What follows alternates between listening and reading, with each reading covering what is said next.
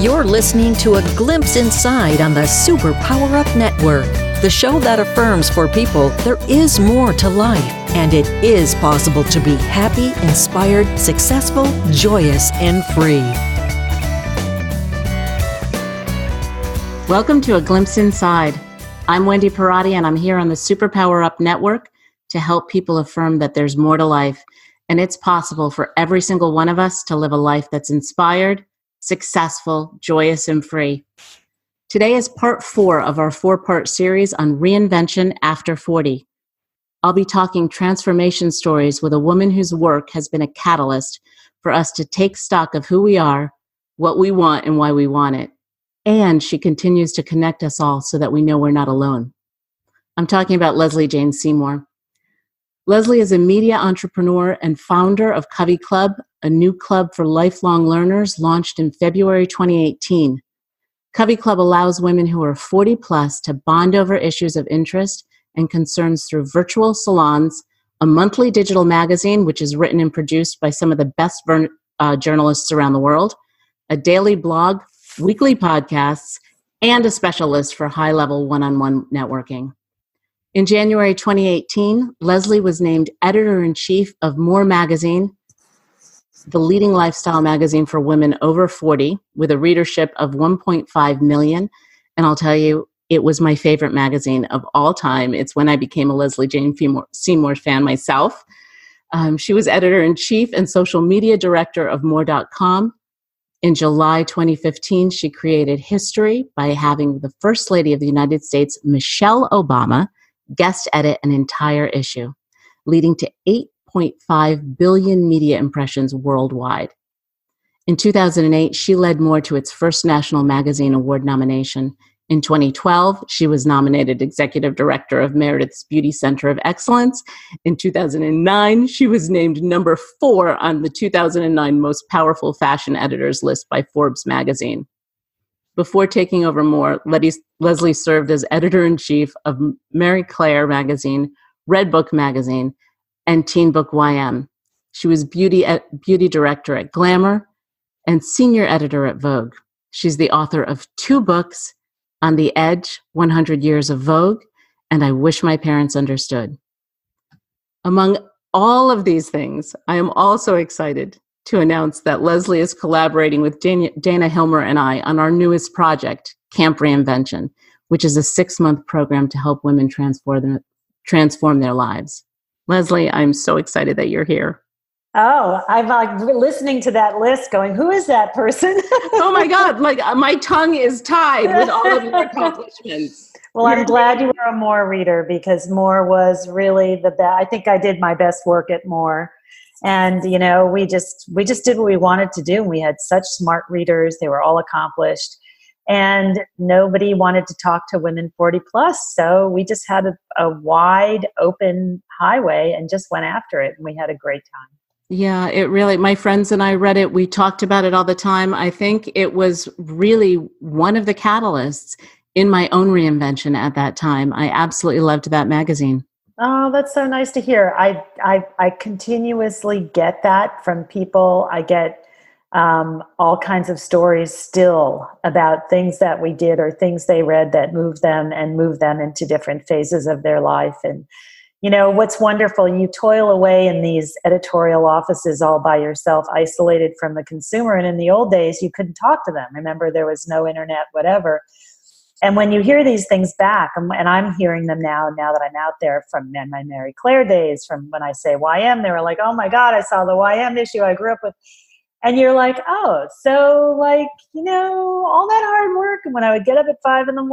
and do all this stuff, it all paid off. And that's it's a lovely sort of circular, pat on the back for all of us in publishing who are watching a business that we grew up on and loved sort of circle the drain.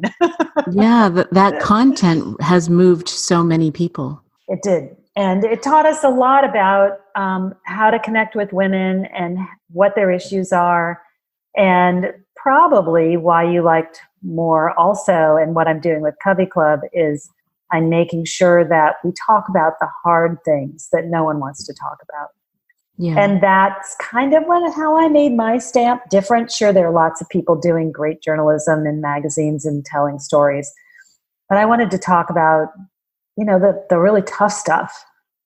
And I don't know, that was just my thing, because I feel like one of the reasons that we don't connect is because we don't tell the truth to each other. And when we tell the truth to each other, we find out we have more in common than we thought. And so, like with CoveyClub, you'll see that we do the tough stuff. Like, I had a good friend of mine who's a well-known writer.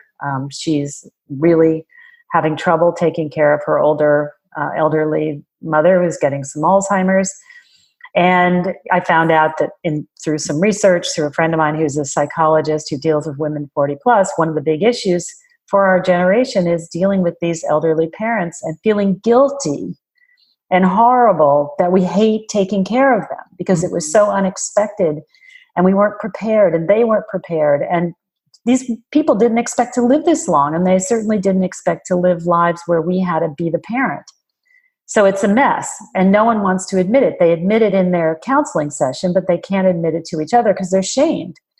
So we wrote this great piece about, when a good daughter hates taking care of her elderly mother. So we do things like that to talk about, hey, you're not alone. This stuff is real and it's hard, and you're not alone. You're feeling the right things and you shouldn't be ashamed of it. It's tough. And it could be that, or it could be, talking about when Kate Spade committed suicide. We went out and did some deep reporting on the horrible statistics about women 40 plus. It's like a 63% increase in suicide. So why is that? It's because we're all disconnected. We're all living on our computers. We're living on our phones. I mean, I know the irony. I have a media company that's digital, but we also do virtual events, and we also do live events to combat that. Yeah. I have over 5,000 quote unquote friends on Facebook, but I'm freaking lonely doing this thing. Like I'm an entrepreneur and it's lonely. It is in our little silos, as connected as we are, right? Yes. Or as we think we are. Very hard. Very hard. I'm glad you brought up connection. With CoveyClub, you have so many ways that people can connect in not in that Facebook way, right? Right. Can you talk about the app? Yes. And how that works? Well, as I left the corporate world and decided to do Covey, which was really inspired by 627 of my readers who came to me and took a 54-question survey to the end. Can you imagine today if someone wants me to answer 3 questions, I'm angry, right? And they really wanted this. So I was like, okay, I listen. I'm a very good listener. I wrote down everything they wanted. I made a map and I took a segment of it and I started out there. I don't know what I'm doing. I'm making this up. So when you get into the entrepreneur world, you're asked for what's called your BHAG, your big, hairy, audacious goal. And the idea is that if you don't try to climb Mount Everest, you're not going to get over the little hill over there because your head's going to be down. You're going to be stumbling over your feet. You need the mountain, right? So what's your mountain? Crazy mountain. So my crazy mountain is to connect 100,000 women. And the idea is because we are living in our silos, and also as you get older, your silo gets more and more narrow, because you've been working in law or finance or publishing, and all you know are the people in law or finance or publishing. And then maybe you had kids and all the parents you knew were just from your kids. And before you know it, you have 5 friends, right? And how do you expand your world as you get older? Why should your world get narrower instead of big, not go bigger instead of getting narrower? And I'm an insanely curious person. I'm also uber extrovert. And so listening to many, many women who feel very isolated at this time in their lives, especially if they're facing potential or are already in empty nest, how do we get through that? So we created the live events. We actually get together either, for dinners or we have a big trip coming up, which is a spa trip in November to the Savannah Spa in Phoenix. We have 60 women coming. We cut it off at 60 because we wanted it to be small. Next year we'll grow slowly as we go. And then we use the content to talk to each other about. We have this wonderful app, which is called Covey Connect. And what's great is it geolocates members, so you can find people near you to talk to. You can locate people by, if you want to talk to just divorcees or people who are financial analysts, or you want to find a digital person to help you with something, you can locate all of that way. And also, the key part is, say you're going to Austin, Texas from New York, and you're going to be there Tuesday night, you can geolocate ahead of time who's in Austin and send them a note and say, hey, I'm going to be there Tuesday night. Let's grab a glass of wine. And you're going to meet an interesting, successful woman like you for business and or friendship. And it's happening, right? People are using the app in that way, right? I love it. This is what's so cuckoo. So I have this is what's so crazy about being an entrepreneur. You have this crazy idea, you put it out there, and you're like, I have no idea if this is happening. And then you weirdly start getting, sometimes you don't hear anything until a year later, and people go, yeah, I went to one of your events and this actually happened.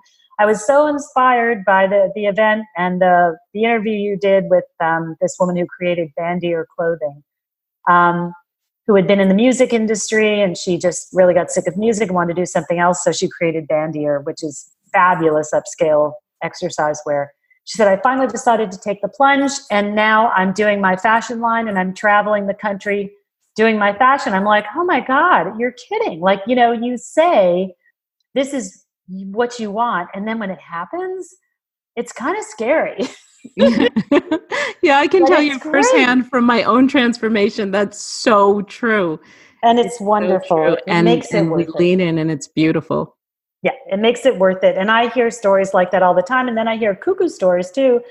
Like there's this wonderful woman who's in the Covey app, and she's a psychologist, and she lives in San Diego.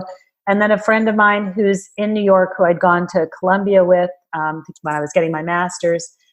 So those two I saw, they hooked up, and I was like, oh, you two are talking. I said, what are you talking about? It's like, well, we discovered we both like to speak French, so we speak French to each other. I'm like, I should have put that on the list. Who knew? Like, you just can't even imagine what connects people. And that's what's really cool. And people are meeting to start businesses, or meeting because, they're traveling and they have similar interests. Or, people are I'm putting people together because I can see when they come in that, like, do you know you're in the same town? They don't know. So it's stuff like that. Yeah, connection is truly, I think, the foundation of any transformation. First, understanding that we are not in it alone, just the mind-blowing reality that the things that we're experiencing personally are happening to millions of other women in the same moment takes so much of the weight off for us, right? And then to be able to use those women to empower, create a posse, to create a platform for ourselves moving forward. It's almost like a movement, a reinvention movement that's happening right now. And I've seen more than one place, right? That the next century is going to be run by women, and by women over 40. Yes, we are. Right on. We're taken over, finally. Finally. Oh my God. Finally. Here we come. Yeah. All right, we're going to take a really quick break. We've been talking with Lesley Jane Seymour, founder of CoveyClub. When we come back, we're going to really dig into some transformation stories, including her own. And as always, I'll be giving you some tools that you can start using today for creating your own transformation. Lesley, if we want our listeners to learn more about you or CoveyClub, where can they find it? CoveyClub.com, COVEY club.com. And Covey, just so you know, so people can remember, is a small group of birds. Okay.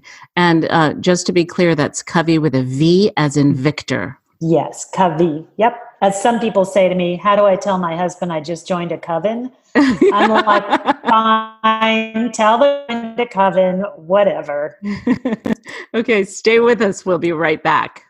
Hello, everyone. This is Tonya Don Rekla, Executive Director of Superpower Experts, and we want to thank each of you for making Superpower Up the #1 podcast network for personal development and spiritual growth. because people like you have the courage to say that mindfulness, healthy living, disrupting reality, the pursuit of consciousness, responsible entrepreneurship, and radical parenting matter. We now amass over 1 million downloads monthly in more than 90 countries. Our numbers keep growing because there are far more people willing to live divergently than mass media wants to acknowledge. For you, the change makers, the light bearers, the way showers, we say thank you. If you're ready to take the next step in your evolution, go now to superpowerexperts.com and take the Superpower Quiz. And as Neva Lee Rekla, our youngest podcaster, likes to remind us, remember, we all have superpowers and we can change the world. Welcome back. Today you're listening to Transformation Stories, part 4 of our 4-part series on Reinvention After 40. I'm here with CoveyClub founder and CEO, Transformation Catalyst, Lesley Jane Seymour. Okay, so this next thing I'm going to tell our listeners, I will admit, made me feel very insecure about this interview. You've interviewed Michelle Obama. Oh, she's such a love too. Right? Yeah. And scores of other women about reinvention. Yes. What's your favorite question to ask them, Lesley? I always like to know about this struggle because after interviewing thousands of celebrities my whole life and thousands of real people, but a lot of the celebrity thing, especially with the celebrity culture we have, with some of the really down-to-earth, real great ones, they'll turn to me and they'll go like, yeah, I love being an overnight sensation that took 25 years to get here. And, you know, the problem with our lives right now is, and because we've lost touch with each other and because we don't go out on the public square together and walk around and look at the flowers together and see what's going on, a lot of everything that we see is, you know, the old idea of the duck on the water and he's gliding along and he looks, or the swan, and he looks beautiful and perfect. And what you don't see is the feet underneath going crazy, right? And that is what no one sees. They just see the swan. And to see the hard work that goes into all these things that happen, nothing happens by accident. Nothing happens. And I think this is, you know, in my 20s, I finally learned this. I don't know, somehow I grew up, and I think a lot of women grow up thinking, maybe not this generation anymore, but our generation, that if I just work really hard, someone's going to come along and notice how hard I'm working, and they're going to tap me on the shoulder with their wand, and all the things I want to do are going to come true. And you realize that's not true at all. So to really get down to how did you make this happen? Because things are made to happen. They don't just happen. Though the irony is, and this is the classic research on women, when you ask to women, how did you do it?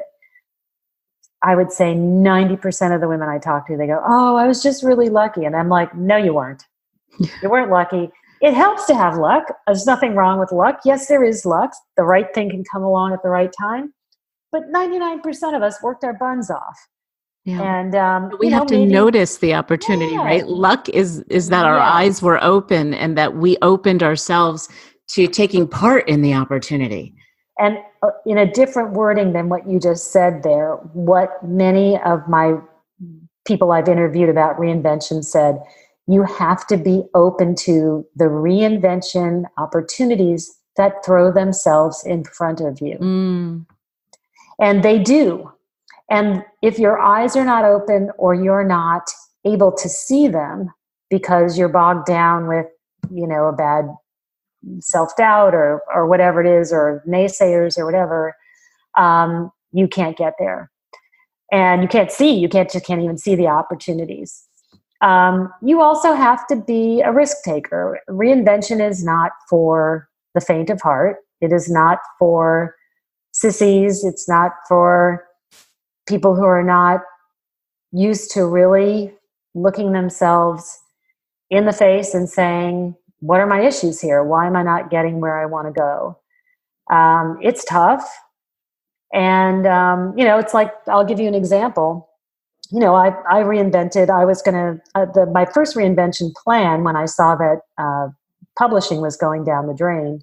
You know, I loved publishing. Publishing was Hollywood for non-actors. I mean, I interviewed people on the red carpet.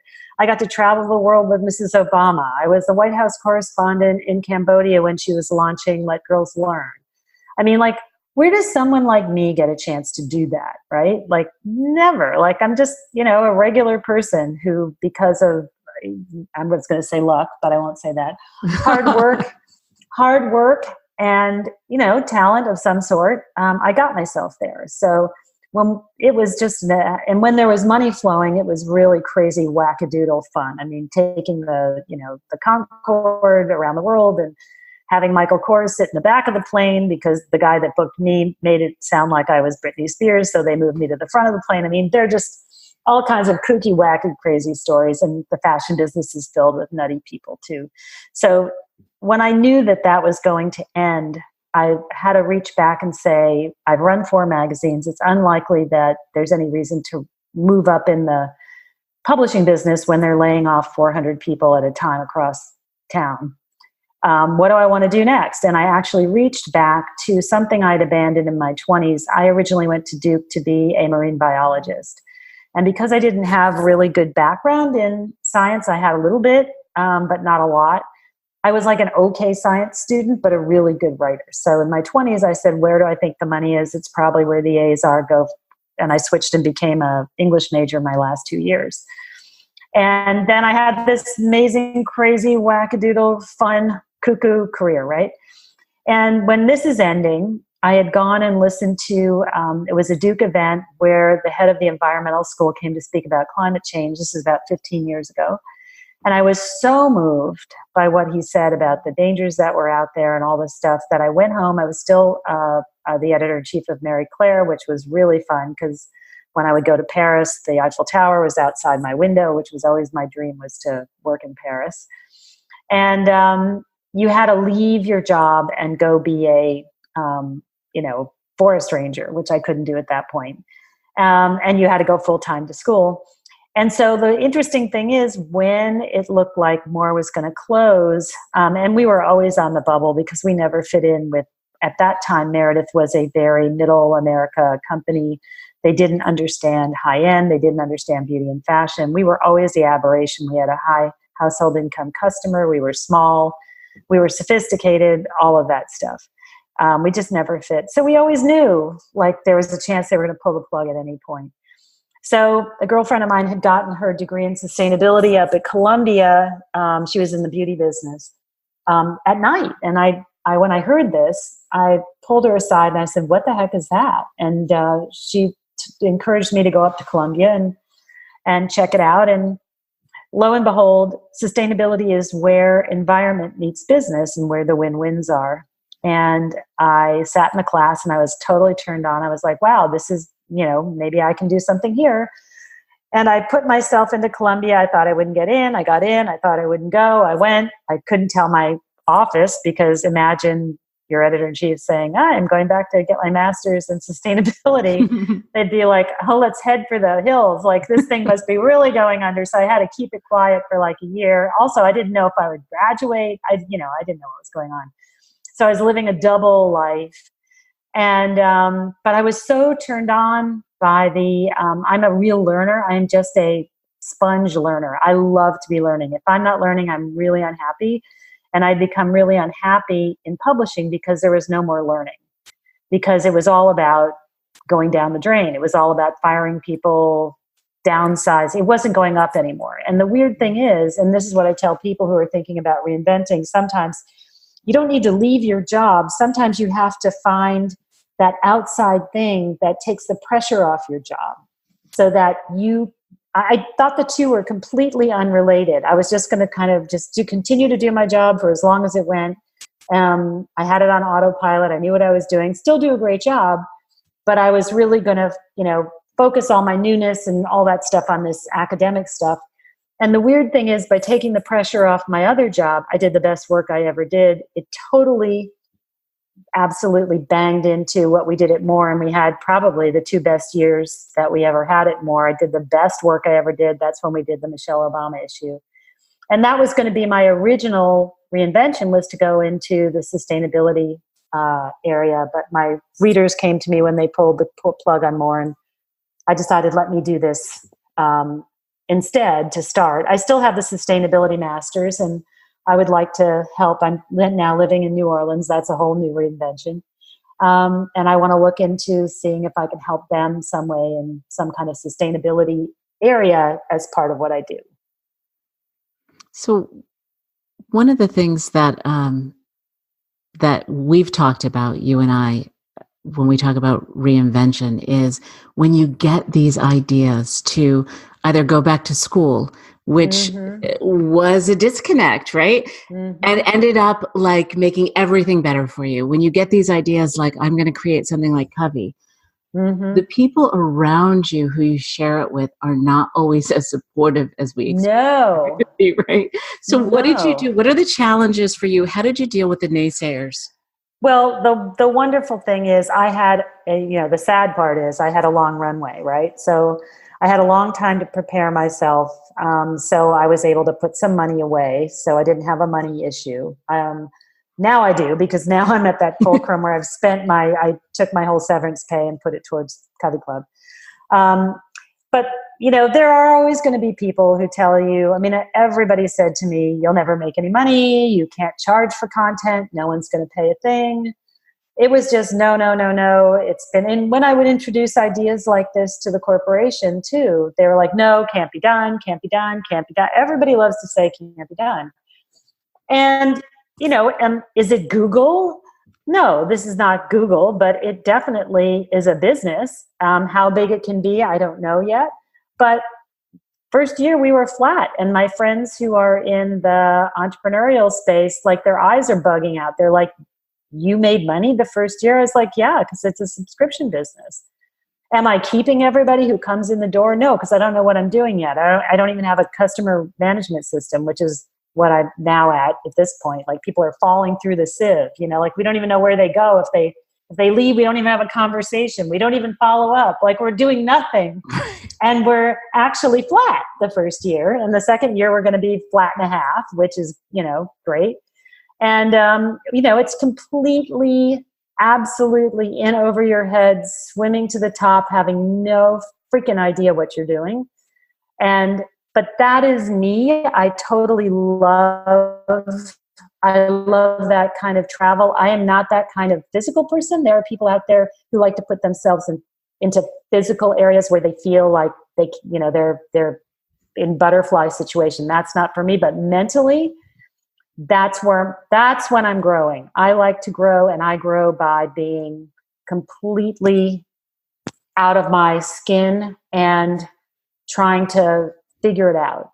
And so millions of naysayers.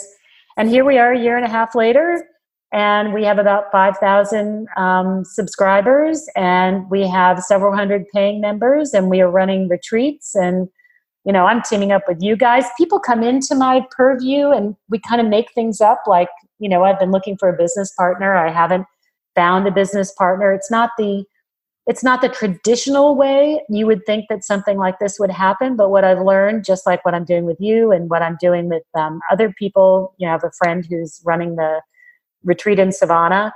And so we're doing partnerships about the projects, and that works really well. And so I'm finding my own kind of business model that kind of works for me. And the thing is, you have to realize is that you don't know what you're doing, and that's okay. It's okay not to know what you're doing. The really tough part about this is you come smack up against your own issues. I thought I was not a procrastinator. I look at myself as a high energy person. I get things done. And when you actually are by yourself and there's nobody else to blame, you're like, I keep putting off that thing. Why do I put that thing off? What is my issue with that? Why am I doing? You've got to be honest with yourself. You can't say it's your stupid boss, right? Because you're the stupid boss. Why are you doing that? So it's tough in that respect. You have to be honest with yourself. But I like that. It challenges me. And, I'm 62 years old. I've done a lot. If I'm not going to be challenged now, when am I going to be challenged? Right? Yeah. Right on, sister. Your podcast, Lesley, highlights women who reinvent after really extreme circumstances, right? What inspired you most, would you say, about those conversations? Right? Well, yeah, Reinvent Yourself is the name of the podcast. It's everywhere. We have about 65 episodes, and they're evergreen, which is what's great. Everything from, women who have reinvented themselves after a violent marriage to people who had, an OBGYN who had scoliosis as a kid and then had so many back operations she couldn't deliver babies anymore, and then went on air as a doctor on air, and then had to have another operation and couldn't go on air, and now she's running her own podcast. People who just do all kinds of crazy things and, come out of nowhere. A mom who wanted to be a writer and had no background in writing, and she would dump her kids at hockey practice and sit in the car and write. And now she has her own publishing company. She's terrifically successful. And what I love about it, and the reason why I do it, is because basically it says you have no excuses. Wherever you're from, wherever you're coming from, whatever your background, whatever your issues are, if you set your mind to it and let these women inspire you, their stories, you think, well, if she can do it, I can do it. And you can. And when you see the variety and the wide range of people, and I don't talk just about career, I talk about, body image, people redoing their bodies. And we've also got in there now to make it more transactional, a lot of people who create services for women reinventing themselves, or who study it, or who are academics in that area. So information about, how to create your personal brand, which is usually one of the first things you've got to do, especially if you come out of corporate. You're like, what is a personal brand? How do I do that? And so the whole thing is about grit and determination. And you can come at it they're really, honestly, 50,000 different ways. There are people with money. Of course, that makes it easier. But you can also plan. You can plan on reinventing yourself by working on weekends on these, vacations. If you want to be a cheesemaker, you can sign up with a cheesemaker for a weekend and go and spend an internship weekend with them and see if you like making cheese. Maybe you think you do and you don't. And people I have a whole thing on law, all these lawyers who've left law, and actually an interview with a woman who does this just for Columbia Law, which is helping those people. Because can you imagine all that money you spent on your law degree to find out you don't want to do it anymore? and your parents and the outside people going, are you crazy? All the expectations of the world weighing on your shoulders. You want to be a cheesemaker? What?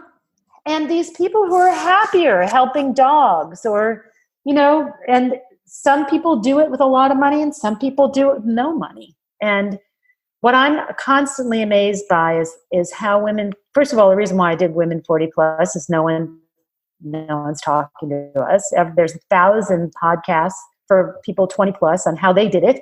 Okay. At 25, you did it because, you're 25 and people want to give 25-year-olds money. It's harder when you're our age. Oh my God. When we were coming up with putting our website together for Camp Reinvention, we could not find images, stock images of women over 40. Terrible. And even when they were labeled women over 40, they were not. They were like 20 and 30-year-old women. Well, what's even worse, have you stumbled across the ones that say it's women over 40 and they're 80 or 90? That's my favorite. That's my favorite. You're like, okay. And they did that to me. I had an interview with a very well-meaning company. I wrote a piece about when I decided to come out on Facebook with my age. I turned 60 and I was really excited about it. Wrote a Facebook post, and I suddenly realized, if I push that button, I'm never going to get a corporate job again, right? Because I don't look 60. No one would guess. And never hid my age. Never hid it, but I just never put it in everybody's face. And I decided, screw it, I'm just going to punch the button.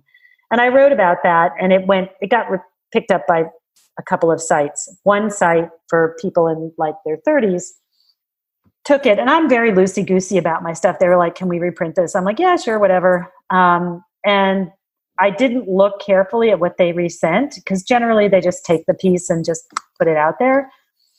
I'm guessing, under 60-year-old art director probably looked at my picture and said, and which is not doctored, and said, oh, she can't be 60. Let's find a white-haired woman. So oh they my put God, this you're very kidding. hip-looking white-haired woman, but a white-haired woman with the story. And when it went live, all my friends are writing me going, did you like let your hair go? Like, what's going on here? Like, what's happening? And I look at this picture, it's a stock picture of a quote unquote older woman. And I went back to them and said, look, that, restore my picture. I just don't happen to look like that. And, it was clearly a sign that, somebody in their 30s thinks this is what a 60-year-old woman looks like. You have to have white hair. And if you're a cool 60-year-old woman, you probably have short hair, and a turtleneck, a black turtleneck, and some big pendant. Yeah, right. Exactly. Big jewelry.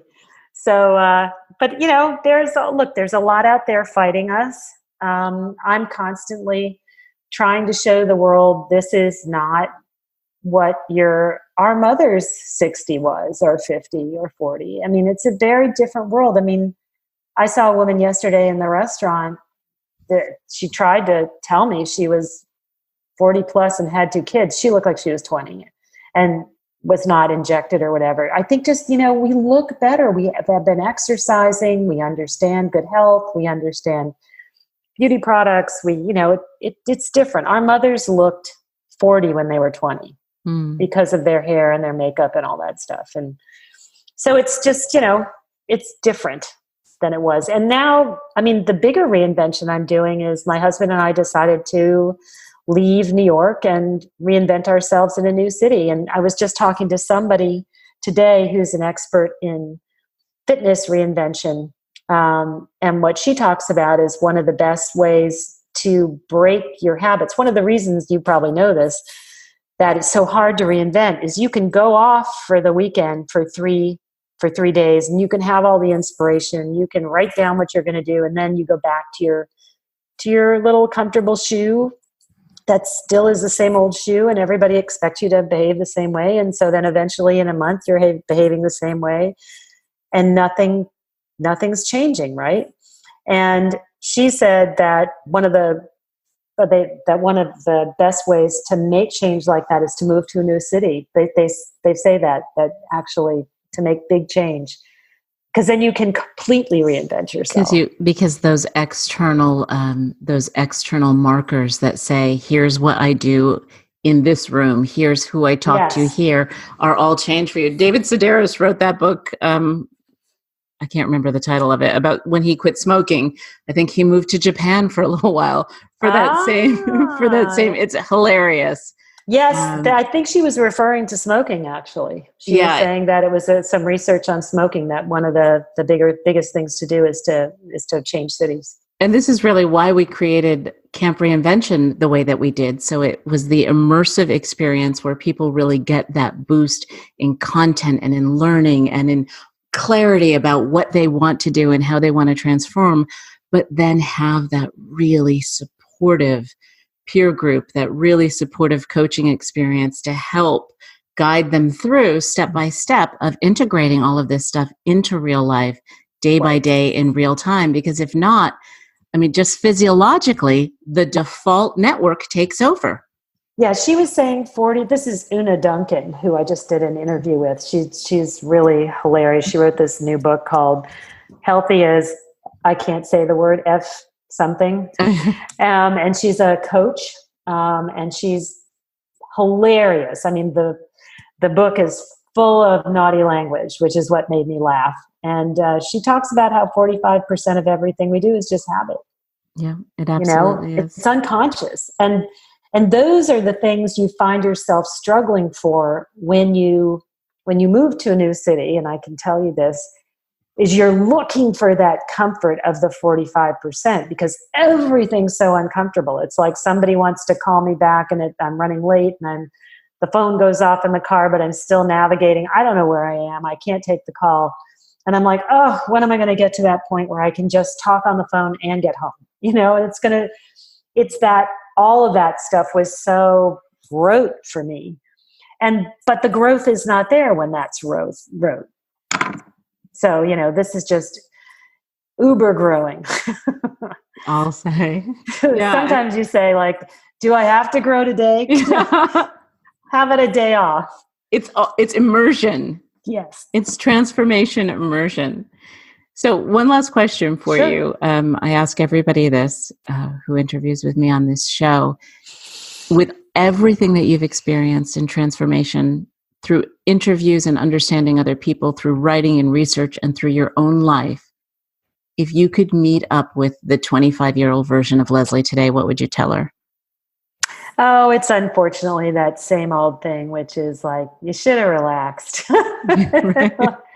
And also, this is really sad, you shouldn't have trusted so many people. And I was an over-truster, which got me into trouble a lot. And I had to become a much tougher person over time. I got there. I got to be a little bit, I think I was a little naive.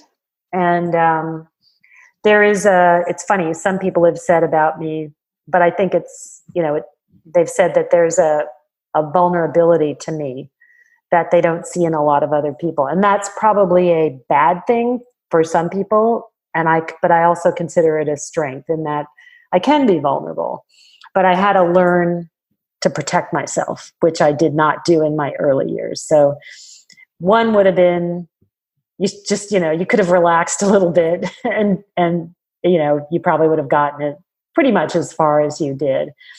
And I wish I'd been tougher. Yeah. And it's the way it is. The icons that we grew up with, and I'm 52, were all told us someone will save you. Right? That thing that you said earlier, if you work hard enough, you'll be noticed. The Cinderella stories. So many of us in our 40s and 50s and 60s who are reinventing are experiencing how they need to shift out away from that classic good girl. I was such a good girl, Wendy. Right? Oh my gosh, I went to Catholic school. We were good girls. And it doesn't mean we can't be intensely loving, intuitive, trusting women. But we need to rely on our inner sense of strength and purpose and knowing more than we rely on what the outside world tells us. And I think that's a lesson hard one for all of us. Yeah, it's interesting how, I don't think, I'll be interested to see how this next generation plays itself out. I don't get the impression that these young girls rely on being a good girl so much. They are really ballsy. They're out there. I mean, my daughter was a handful to raise. She's an incredible adult, incredible. And a lot of these girls who I see who are they were tough. The argument began with no. And, my parents said no, I walked out of the room. That was it. End of discussion, So it's a very different generation coming up. And I hope they won't have those issues where I struggled for so long about, how do I do this and still make them love me or like me? And the wonderful thing about getting to be 50, and again, I won't use the word, but it's the FU 50s. You know that, right? That's right. You get to that point where you're sick of, and I think it goes too far because then you get to the 60s. It's that kind of, what was that book called? I'm okay, you're okay. In the beginning, you're spending all your time worrying about like, oh, something's wrong with me. No one's speaking to me. Your 20s. Like I get in the elevator with my boss. She's not speaking to me. What I do wrong? Meanwhile, she probably doesn't even know you're there. She's so worried about her own job or whatever. And then you get to your 60s, your 40s and 50s, you're like, okay, well, they have their thing. I have mine. We're probably all the same. We're both involved with whatever. And then you get to your 60s. And the problem is it goes the other way. Now I'm like, they don't like me. That's their problem. I'm just fine. I'm great. Like, you don't like me? Go away. I don't want to be with you anyway. It's like, and it goes too far the other direction. And then I think we get to that point where we just maybe in our 70s or 80s start to realize, you know what? They're not thinking about us anyway. They're really just thinking about themselves, right? They're worried about it themselves, just like we were all along the path. Oh, totally. But it's really funny how it flips around, and it's like, you're bringing that to the table. That's not about me. Even I may be doing something completely bad to bring that out of you, but I won't blame myself anymore. It's hilarious. I wish I'd had some of that in my 20s, Yeah. Yeah. And good for our daughters that they do. Good for us that our daughters do. Yeah, they do. And the only problem is, and this will ring a bell for the moms out there who have boys. I have an older boy and a younger girl, and I think the boys are struggling. Because the girls, we have stood by the girls, we've coached them, we've made them tougher. They are not little hothouse flowers anymore. We have the Me Too movement, all that stuff, and the boys are really struggling. And that's why we see them, there are fewer of them graduating from college. They don't know what to do with their relationships because what does a girl need them for anymore, frankly? It's an absolute, it's tough. It's not just the boys, it's the men as well. In the work that I do, every coach that I meet that talks about personal development and transformation and diving into really understanding who you are and how to connect with the world from that space, no one's doing it for men. They're all doing it for women. And the folks who are out there speaking to men are still using that language around performance, and they're using the language around, it's this do it faster, better, stronger. Yes. It's still this hyper macho thing. It's this hyper macho thing. It does. It's over. The girls coming out are not going to want that. Yeah, I see that. I see the struggles that my son has and his peer group has. You're right. It's different for boys right now.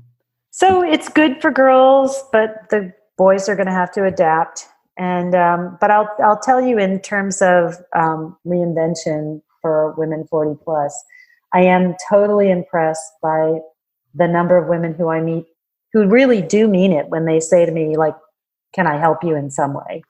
That I'm completely shocked by, and I would say 80% of them mean it. Of course, there's some that don't, but people really do extend themselves and really offer help and offer, contacts and all kinds of stuff like that. And that never happened in corporate life. Not one person when I was in corporate ever said, "How can I help you?" So I think that's really lovely. And I think that's something that women may not know exists out there if they take the plunge to do something themselves. Which is why we need opportunities that, like CoveyClub, like Camp Reinvention, places where women can come together and show their support from one another and receive support, because most of the women that I work with, that's one of the first things that they need to learn how to do, and that's how to ask for and receive support. Well, and that's a big issue. I mean, I will tell you that I still have a hard time asking for help. I have a hard time asking for money. You and I are going to talk about that later, hopefully. Yeah, I've got your back. Yeah, it's really, I had a father who you were never to ask for money ever. You just made do with whatever. That was just his thing. He I was taught to never ask for anything, frankly. And so it's really hard. And meanwhile, I have friends who say to me, well, there are these investors out there, they're going to give the money to somebody. And at least you have traction. You have something that's working, and you're not trying to rip them off. Like, they're going to give it to somebody else who's going to do the other. Like, just you need to don't ask. feel bad. Ask. But the good girls were taught to not ask. We were taught to not. That's right. Somebody's going to tap me on the shoulder and write me a check. It was the absolute hardest thing that I had to learn how to do in my reinvention. And I guarantee you will learn how to do it too. I'll help you. It's so hard. I'm going to help you. Those are all, God, there's just, those are all the things.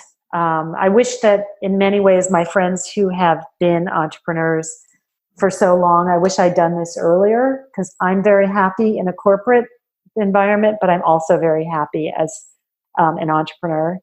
I just wish I'd done it earlier, because and this is important for listeners, is that, let's be honest, the age prejudice exists in corporate life. They're not allowed to do it, but they do it. And it exists for women more than men. And when it happens, it's devastating.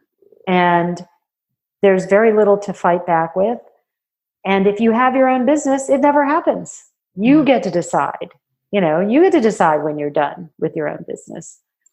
So I wish I'd done it earlier. And I would say to a lot of people who are out there in corporate, and if they're thinking that they might want to do their own thing, what's lovely is if you do it in your 40s, you're going to have a longer runway for yourself after 50, because it really starts to impact around 50, where I see friends who are talking about being pushed out of their jobs at 50, or they're pushed into HR, or they're pushed into things that they're not interested in. And it's debilitating. Then they think that they can't do anything. And that's not true at all. It's just they've been devalued by a corporation that doesn't see value in wisdom, in expertise. So if you're yearning for it, right? If you have that early. Itch in the back of your head, lean in. And if you are already 50 or 60 or 70, it's not too late. It's never too late. Yeah, I mean, I launched this thing. I started it when I was 58. But I'm just saying that if you have the inkling and you're in your 40s, do it early. Right on. Lesley, thank you so much for being on this show with me today. And can you remind our listeners where they can find out more about you and CoveyClub, of which I'm a member, and I encourage everybody to join in. The magazine's amazing. Covey Connect is amazing. The virtual salons are amazing. They're really Dana fun. and I have done some of those, have hosted some of those. They're really a ball. And the live events are really fun too. We've had some really great dinner meetups, and we're going to have that big spa retreat in November too, and we're going to do more of those. So yes, they can reach me if they want to write to me directly, it's Lesley, Lesley at CoveyClub.com. And then if they want to go to the site, it's CoveyClub.com, and Covey with a V, think Coven. And the name of our podcast is Reinvent Yourself with Lesley Jane Seymour, if they want to hear more about just stories of women who've done it and some academic approaches to how to get things done. Terrific. Thank you. Awesome. Thank you. Okay, listeners, time for something you can use today. I'm actually going to share 2 little tools with you today. Because the many moving parts that come along with all of this transformation, as Lesley and I both know, can easily overwhelm. And these little tools will really help. The first one is so easy that you're going to be embarrassed that you're not already doing it. But I guarantee you that you're not already doing it. And that's to stop and breathe. Several times a day, literally. Not in that figurative sense where your friends tell you, hey, breathe, take a breath. Actually stop what you're doing when you feel overwhelmed and take some deep breaths, the kind that fill and straighten your body on the inhale and absolutely melt all of your muscles back into their natural position on the exhale. That simple act of breathing not only makes you feel better, not only puts a little pause to give you a little bit of space and clarity, but it alters your entire physiological makeup. It changes the hormones in your body. It gives you access to your prefrontal cortex, which is where all your executive doing function lives. It lowers your heart rate. It lowers your blood pressure. It helps you sleep. It de-stresses you. I could go on and on.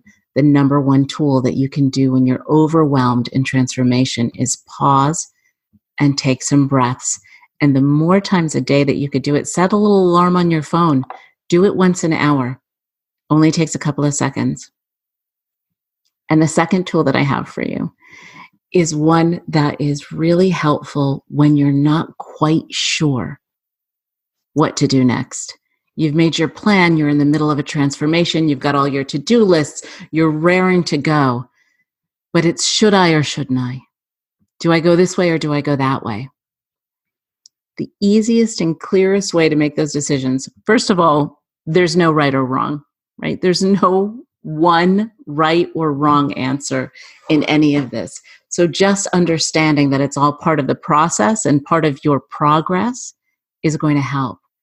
But you do need to make decisions sometimes.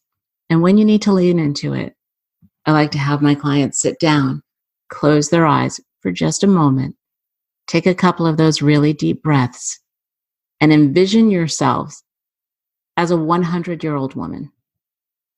One who, although she's aged and has some things about life, she's probably not going to climb Mount Everest, right? That are close to her. She's got full faculty. She's spry. She's energetic. She's wise with all of the years of your living. Look at that version of you and ask her, what should I do next? I guarantee you, when you look at your decision through the lens of that woman, it will become far more clear. And then just trust your intuition and keep moving, because in transformation, momentum is everything.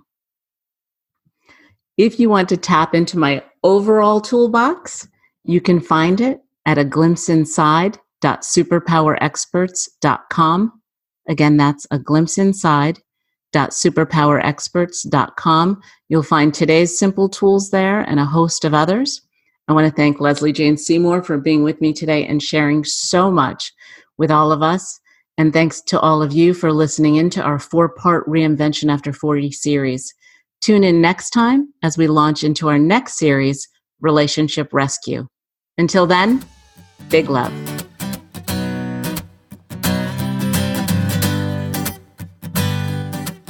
Are you ready to discover your superpowers? Go now to superpowerexperts.com and take the superpower quiz today.